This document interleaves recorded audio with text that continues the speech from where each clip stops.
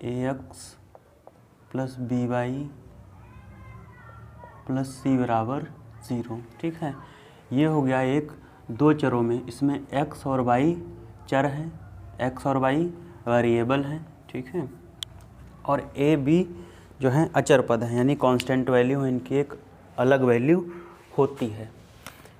ठीक, अब देखो जहाँ पर इनमें से a और b यानी कि a बराबर 0 हो तो b बराबर 0 ना हो, या a बराबर 0 नहीं है तो b बराबर 0 हो सकता है, दोनों। ठीक है, या तीसरी कंडीशन है a square plus b square दोनों का स्क्वायर 0 ना हो। तो ये तीनों कंडीशन इसके लिए फॉलो हो सकती हैं। ठीक है, दो चरों में रैखिक समीकरण जो है। अब इन्हीं समीकरणों के हम लोग पेयर लिखते हैं। जैसे एक समीकरण मैंने लिख दिया 7x प्लस 8y प्लस 9 बराबर 0। दूसरा समीकरण लिख दिया 6x प्लस 9y प्लस 24 या 4 बराबर में 0। यानी कि ये समीकरण हो गया a1x b1y प्लस c1 बराबर 0। ये दूसरा वाला समीकरण हो जाएगा a2x b2y और प्लस c2 बराबर में 0, ये हो जाएगा। अच्छा, इन समीकरणों को हल करने के लिए तीन विधियां होती हैं। इन समीकरणों को हल करने के लिए तीन विधियां होती हैं। एक होती है आलेखीय विधि,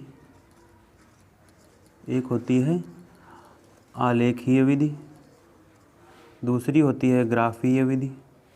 वही जिसको कहते हैं ग्राफीय विधि, यही है, इसी को कहते हैं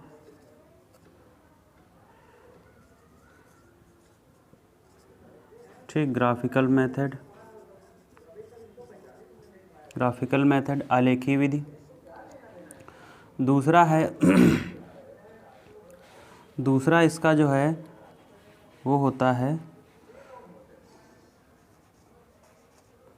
प्रतिस्थापन विधि। क्या है दूसरा इसका? है बीजगणितीय विधि। क्या है इसका? बीजगणितीय विधि। बीजगणितीय विधि के अंतर्गत तीन विधियां आती हैं। एक का नाम है प्रतिस्थापन, इसका नाम है प्रतिस्थापन। दूसरा नाम है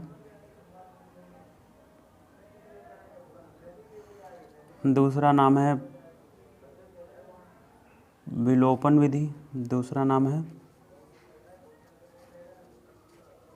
विलोपन विधि। तीसरी होती है वज्रगुणन विधि। वज्रगुणन विधि तीसरी विधि कौन सी है? वज्रगुणन विधि है। अगर इसको ग्राफीय विधि से जब हल करेंगे तो इन समीकरणों से जो ग्राफ पर रेखाएं बन जाती है, इन समीकरणों से कुछ ग्राफ पर रेखाएं बन जाती हैं। जैसे एक ये हमने यहाँ पर एक प्लेन बनाया है जिसको कार्टेशियन प्लेन कहते हैं, या इसको अगर ये रेखा यहाँ से होकर जा रही है, ये रेखा यहाँ से होकर जा रही है तो इसका समीकरण क्या होगा?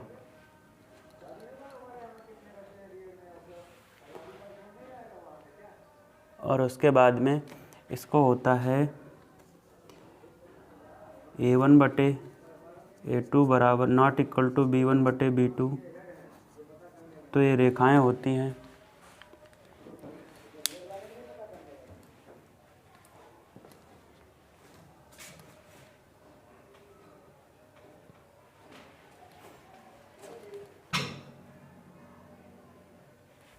अब तो यार सही लिखा था, मैं तो छोटे छोटे लिखा तब हूँ दिखाइए साहब।